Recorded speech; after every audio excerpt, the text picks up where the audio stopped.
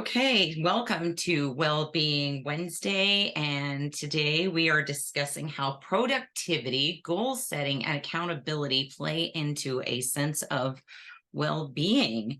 So I have brought on Starr O'Hara today, who is the author of How to Survive Dystopia with Your Humanity Intact. And she is also the creator of Extremists Being Awesome, a productivity group designed for artists, content creators, and also other entrepreneurs that are liberty minded to get shit done. And so, welcome, Starr. Thank you for being here today. Thank you, Karen. I'm glad to see you as always. As always, yeah, we are together a lot because I'm a part of the group Extremists Being Awesome. But I wanted to start by talking to you about how your book specifically, how does the dystopia that we are facing in present day affect our sense of well-being? What do you think about that? Okay, well, first of all, you just have to look at the cortisol levels, right? Because there's this constant sense of stress and anxiety and uncertainty. We don't know what we're facing, but we know we're pretty sure it's not going to be smooth sailing. There's going to be more and more, there's like a pandemic, and then there's massive inflation, and there's war, and then there's, this and that, and the just alone, even before the pandemic, it was the polarization of society. So that if as a parent taking your kids to play dates, or as a person going to yoga classes, or as a person working in the office, you are going to encounter almost on a daily basis. I don't care what part of the political spectrum you are on, you're going to encounter people on a daily basis who, like, not only disagree with you on everything, but think you're a bad person because of what you think. Yeah. And so there's that by itself creates a stressful environment. And then you add on things like events like pandemics and nuclear possibility of nuclear war, and inflation, and all of this stuff. And then, it's like, wait, where what am I doing all the time? What am I doing? I'm either overwhelmed or anxious or depressed or angry about all of this. So, and we know that emotional states like that affect our physical health, so So in this book, it's a little different. It's not as focused on straight ahead like your productivity group or whatever, but it is talking about solutions related to things that you could do in the productivity group. So like Mhm. at the end of the book, you have a bunch of different ideas and things that you can do to kind of keep, like you say, keep your humanity intact, keep your well-being aligned with a sense of like your principles, your ideas of loving freedom and stuff like that. Um, and those are all things you could do in the group, in the work group that you started. So that's kind of a cool thing that you could be working on, building your chicken coop with your your you have like a really cool chicken coop idea or whatever, different ways of doing the feeding of between the chickens and the rabbits and how that Mhm. all plays together and stuff. Do you want to talk Yeah. about that for a minute? Um, I think what you're speaking about is, and this is just something I found on YouTube, but and I can't remember who it was that said it, but they had it was a really interesting way of cutting down the amount of money you spend on chicken feed. And it might be, there's a little bit of a gross factor that you might have to get over. But if you're familiar with rabbits, of keeping rabbits, they produce enormous amounts of poop. And lots of people use their rabbit manure in gardening, and mostly in gardening uh, applications. But as it turns out, rabbit manure is safe for chickens to eat because it's just basically fermented grass. It's just like plant matter that's gone through a process. It's very low. rabbits produce what's called, it's not hot manure, and it's not like bacteria laden, and it rarely has any parasites or anything like that in it. So yeah, chickens can eat it. So I saw this YouTube video where they had rabbit hutches inside of um, a building, and there was like an open air building, and underneath the rabbit hutches, chickens could roam in and out and come in and eat the rabbit manure. So so they were feeding their chickens pretty much for free. Yeah. Yeah, very cool stuff going on there that you can do, that you can start making, start building, and start creating your own uh food food from things that we have that are easier to get a hold of, and things that we would use as waste typically, or see as Right. waste typically. And you also farm guinea pigs and recommend farming guinea pigs. And do you want to talk a little bit about guinea pigs and stuff? Yeah, guinea pigs are fun. I kind of am moving away from guinea pigs because of our climate, but I think that guinea pigs in anywhere where you don't get cold winters, guinea pigs are going to be an excellent resource because you can they're like little tiny cows. If you can keep them on grass, maybe you have a little postage stamp yard, you know, in Florida or Georgia or somewhere where it doesn't like get super cold in the winter, um, and they'll just keep your grass trimmed, and then they make good nutritious meat source.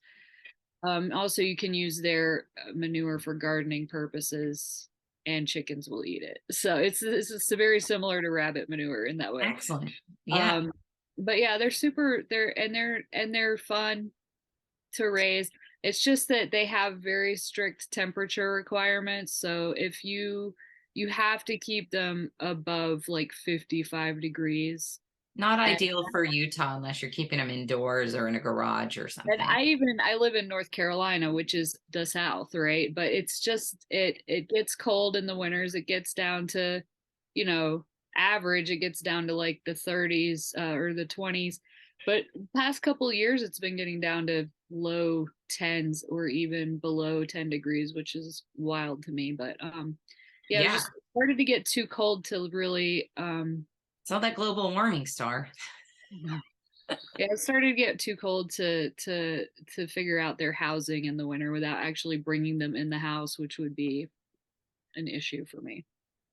I love the way you, at the beginning of the book, describe the dystopia. Like, I just was like, um, right at the beginning, in the nature of our present dystopia, when you said, and do you mind if I quote you?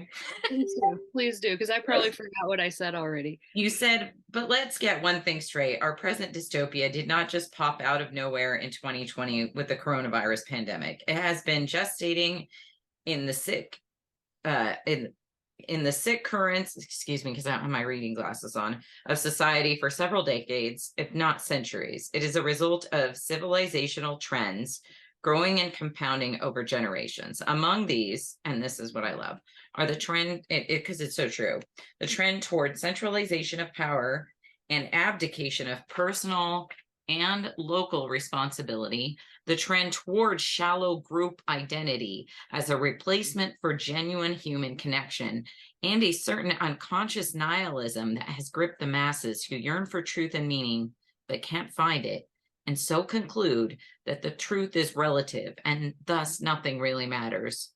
Or they become blank canvases on which caricatures of truth and meaning can be painted by media, pop culture, political movements, and other perceived authorities. Like, that's everybody could bring together what's happening in humanity, like the whole world, that this is it, this is what's going on right now. It's just been coming and coming, and I think because of that, that's like part of why we have this sense of not well-being, this sense of Mhm. ill-being, this sense of dystopia, this sense of disconnectedness. And I think, you nailed it. Yeah, absolutely.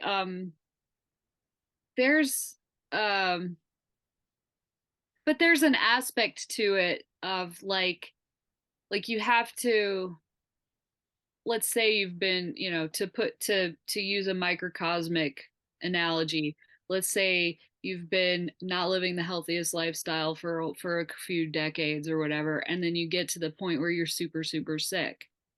Maybe you're not dying, but it's telling you like, whoa, hold on, I need to make changes, I need to completely like reorganize the or rethink, redesign the way I live my life in order to return to health. And that happens on a societal level as well. Yeah.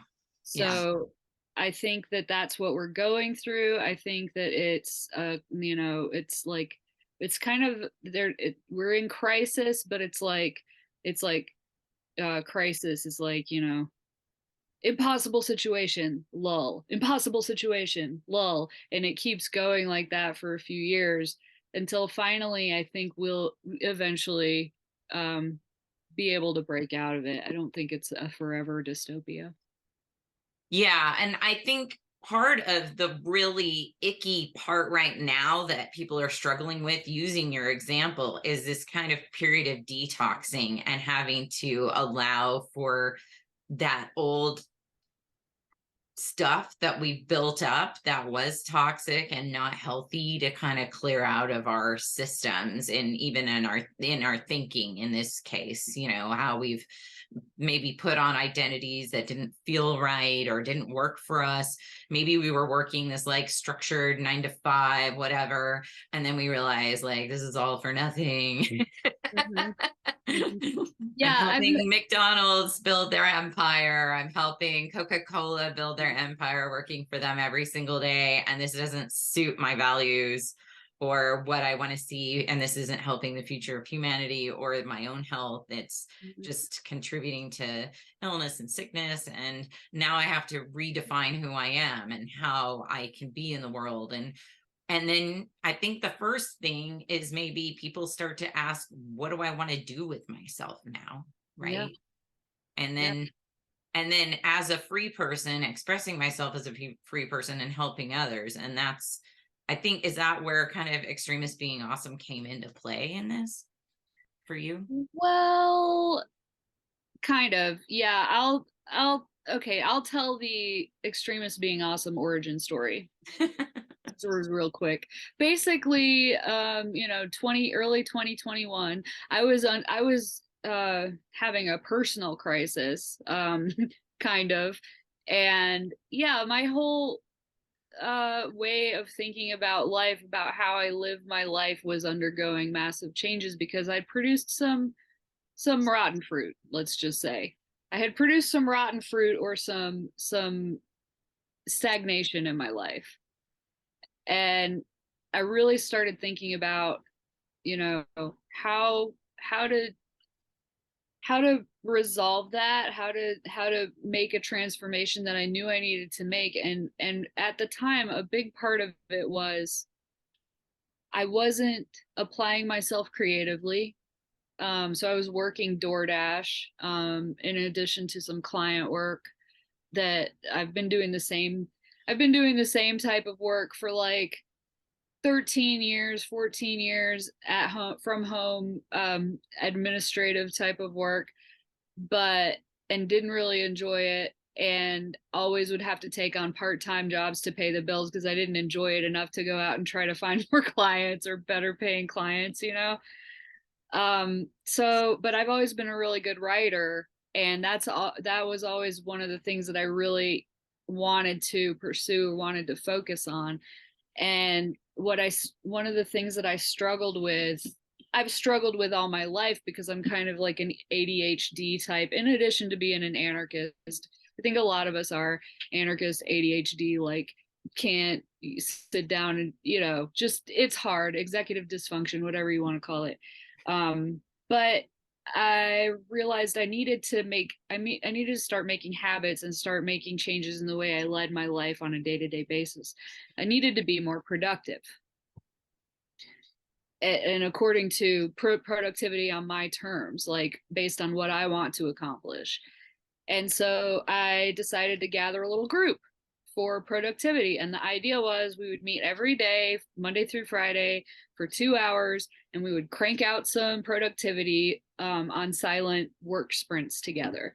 And you and I put out a call everywhere, and you and Sarah Thompson and Liz Rose were the first people who, I mean, I had interest from other people, but y'all were the first who really joined, and it was the four of us for a long time. And then last fall, I guess, I opened it up to more people, and now we have quite a bustling crew and many more meetings. So now we have what, like 14, uh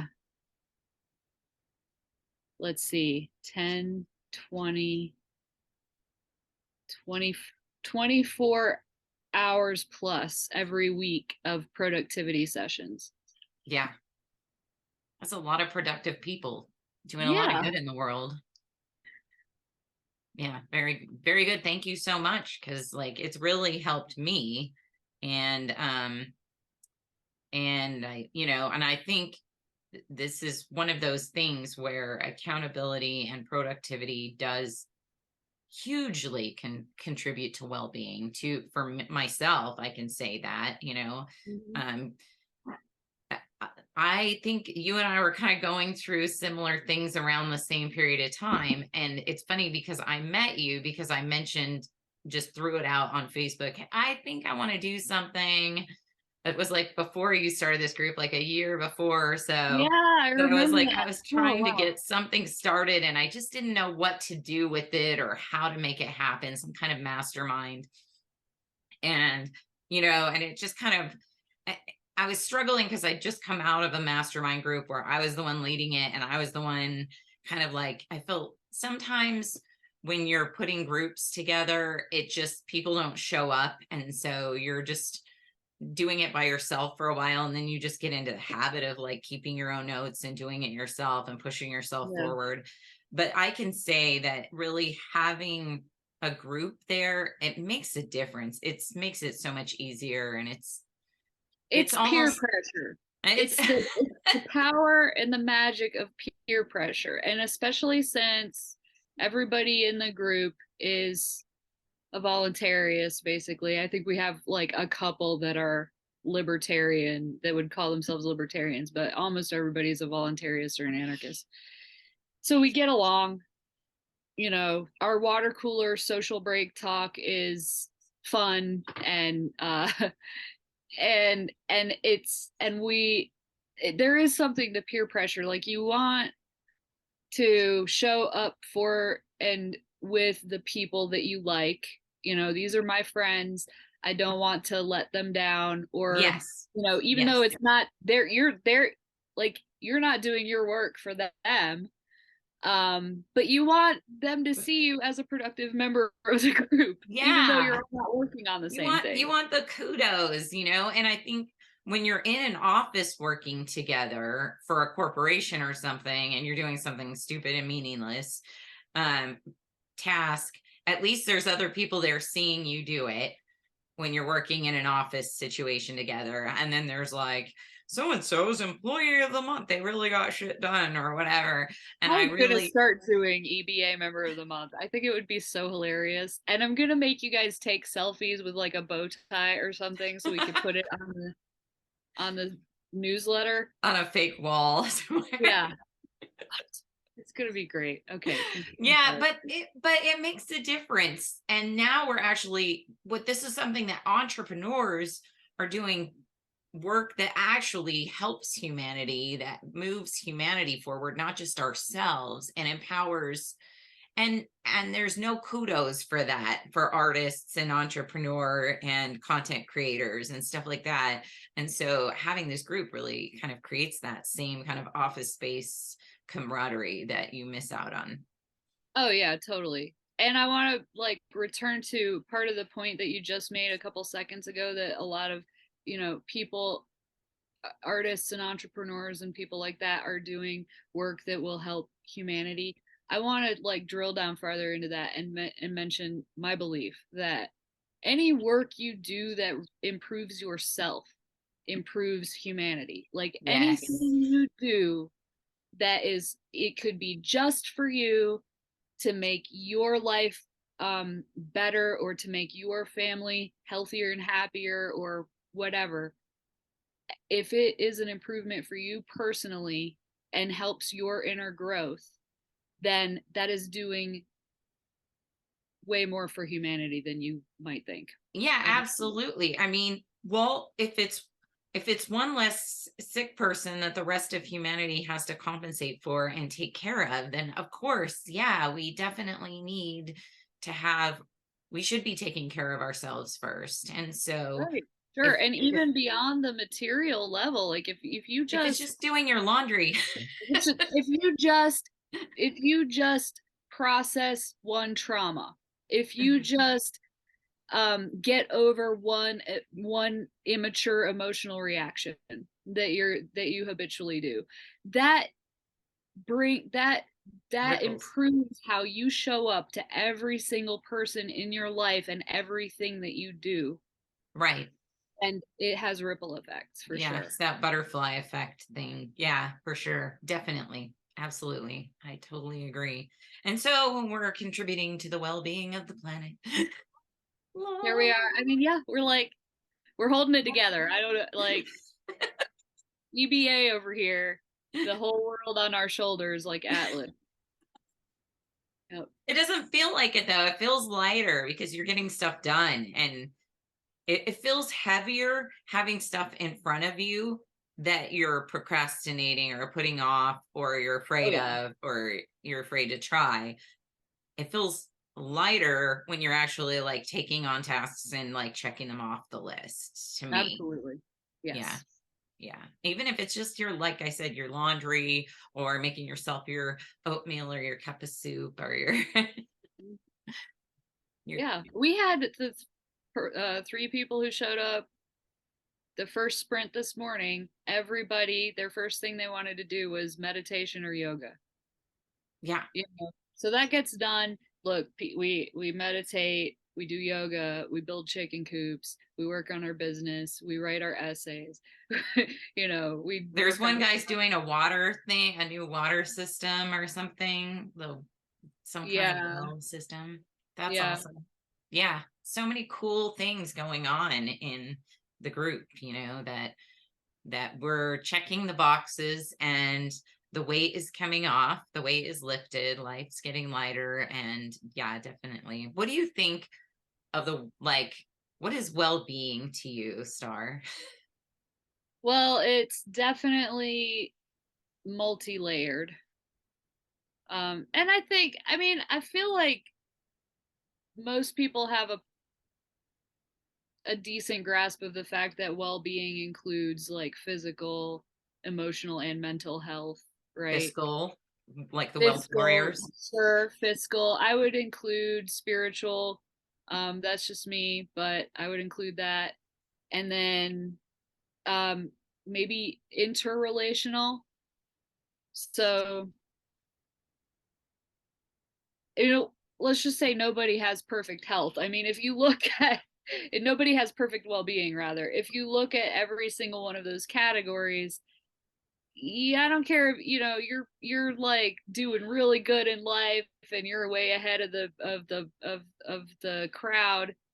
You probably are struggling in at least one of those areas. So there's always more growth that you can accomplish. Mm-hmm. So I look at well-being as kind of like a long-term project, and Like a not something journey. that journey, sure, not something that like, okay, once I achieve this, then I'll be done and it'll just be maintenance. No, I feel like it's just, you get to this level and you're like, oh wow, look how much more there is to do, and hopefully you feel good about the process. Yeah. You feel good about the journey. Yeah, for sure. For sure. Well, along with being there and being productive on the calls, and everyone getting to share. So you want to explain how it goes so people know how it goes, like Yeah, what the sure. water cooler moments are versus what the You could sprints are. explain it though, because I don't know if everybody is aware of this, but Karen hosts 2 sessions a week currently. So You could explain it just as well as I do. Well, then I'm just talking to myself. Okay, I'll explain. Okay, so everybody comes in. We have 2 hour blocks, 2 hour sessions, and everybody logs into the Zoom. I let them in, or Karen lets them in if she's hosting, or whoever's hosting lets them in. And then we spend about 10 minutes just chatting. How was your day? What are you working on today? Did you hear about the UFOs getting shot down? Or, God damn it, I wish I didn't have to do taxes. This sucks. Like, so we spend 10 minutes chatting, and then we launch ourselves into a 50-minute silent work sprint. So everybody's muted. Some people turn their cameras off. Doesn't matter because nobody's looking at each other anyway. And and then when the 50 minutes is over, we take a breather because it's important to like pace yourself and not overwork yourself. So we take a 5 minute break, come back together, announce what we did, like, oh, I accomplished this, or oh, this is lagging behind because I ran into this obstacle. And then that's a little social break. Then we do another 50-minute sprint, come back together and chat for a few minutes, and then it's over. Unless it's one of those that launches right into a second session, in which case you start over again. We get Rinse, lunch or rinse and breakfast and repeat. then carry on in the same way. And it's so helpful. It is just, and sometimes somebody will be struggling with something and somebody in the group will have like the insight needed to, you know, That happens all the time. complete it. Like, Yeah. it happens so often, it kind of blows my mind. Yeah. Yeah. That somebody just, somebody's like, "Oh, I went through that same thing last year. Here's what I did." Or, "Oh, I know of a book that explains exactly how to deal with that." Or, "Oh, did you ever see this website?" It Yes. happens all the time. It does. And it's super awesome when it does because it's just the breakthrough that, I needed when it happens for me and helps me focus. So also involved in EBA, you do the once a month, you do a weekend warrior, but you also do a planning Mhm. session. So talk about what the planning session is, what's involved in the planning. So we do, on the first weekend of every month, we do a meeting that's not a productivity session, and we don't work during it. There's no work sprints. We just come together to look at and talk about what our goals are for the coming month, and to assess our goals on a monthly and quarterly basis. So we look back at the month or the quarter and say, okay, I've gotten this stuff done so far. I still need to do this. Or I think I'm going to have to abandon this part of the goal because it's just not working out and I'm going to pivot to this. Or you get advice from the people in the group if you're running into a problem. Anyway, it's just a way of keeping us on track and accountable. On New Year's we did the first one, and we set our quarterly goals then. Like, what are we envisioning accomplishing in the next quarter? And so when we did the second one the first week of February, I had everybody's stuff written down, and I'm just going down the list like, okay, have you, washed your cat yet? Like, have you clipped your toenails? Those weren't the real things. Those are just They weren't? examples. I still And haven't washed my cat. I don't have a cat, but yeah. I haven't washed my And neighbor's cat that comes over that thinks it's my cat. but what's really cool, I love those sessions because when somebody is like, I know what I want, I know what type of thing I want to do, but I'm having trouble articulating or getting, like, I know what I like to do. Maybe somebody's thinking of a career change, and they're like, I know what vein I want it to be in, but I can't figure out what the thing is. And then there's like, everybody in the group gives some input, and by the end of the session they're like, oh my god, I got it. you Yeah. know Stuff like that happens. Or like, people like already have a business, already doing their thing, unsure of how to proceed with the next phase, or unsure how to do the marketing push, or, things like that.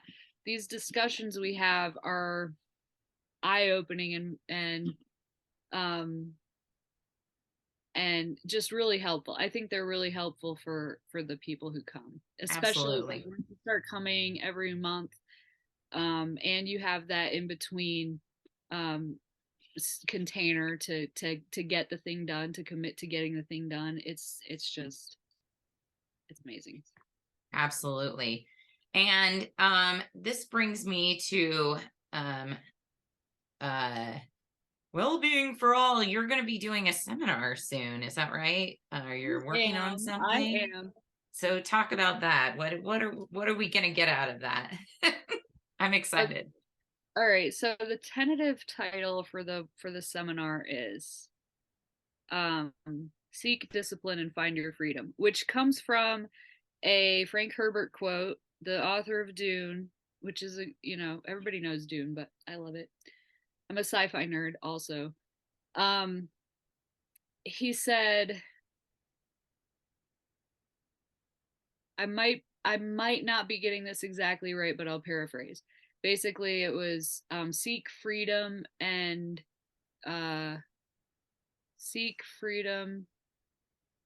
find. Can't remember, but look it up, Google it real quick, Karen. No, I I'll. am. I'm going to have to do that I had now. it open on a tab, but I know I closed it out. Um, no, I'm Frank here. Freedom quote. And become captive of your desires. Of your desires. That's right. So it's Seek discipline and find your liberty. right. So seek freedom and become captive of your desires. So basically the idea is that freedom is not an end goal of in and of itself. It's a natural byproduct of the journey, which is discipline.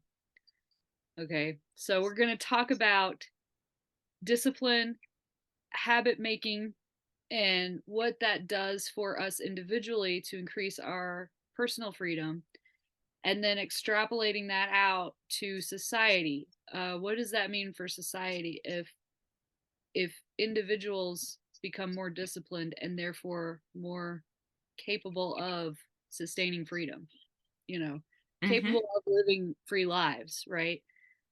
On a wider social scale, on a universal scale, eventually it tips and you have freedom. Yeah. So as liberty-minded people, as voluntarists and anarchists, in my opinion, our main focus should be on the journey of um, discipline building. Yeah. I agree. And I just keep getting more and more as I get into this group and um, just doing different things. I'm becoming more and more disciplined, and it is affecting me in a positive way. And things are shifting and happening, even on a metaphysical level, where they're bringing me into the places I need to be to experience more liberty or more well-being, more health. So Yeah, it's been really good for me, and so I appreciate that. So do you have like a rough estimate of when you're going to be launching this wonderful? I believe it will take place either the last weekend of March or the first weekend of April, the seminar itself, and I'll probably be announcing it later this week Okay, excellent. at Substack. We're going to especially dive deep into talking about habits. I feel like a lot of people are aware that they want and need to implement habits, healthy habits into their lives, but are unsure of how to go about doing it and maintaining. They maybe lack the motivation, they're too busy, they're this or that, whatever. They, for whatever reason, struggle to implement the healthy habits. So we're going to be talking about that and what are the core two or three healthy habits that need to be the foundation of every life.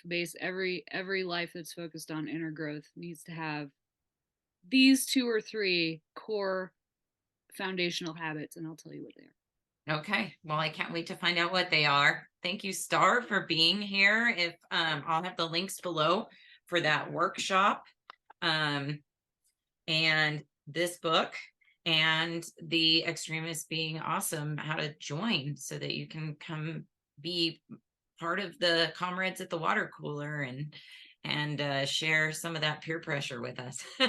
Yeah, I'll just tap you with my peer pressure wand. It's like fairy dust. Well, I appreciate you being here, Star. Thank you so much. And I hope that you enjoy the rest of your Wednesday and a wonderful rest of the week comes to you.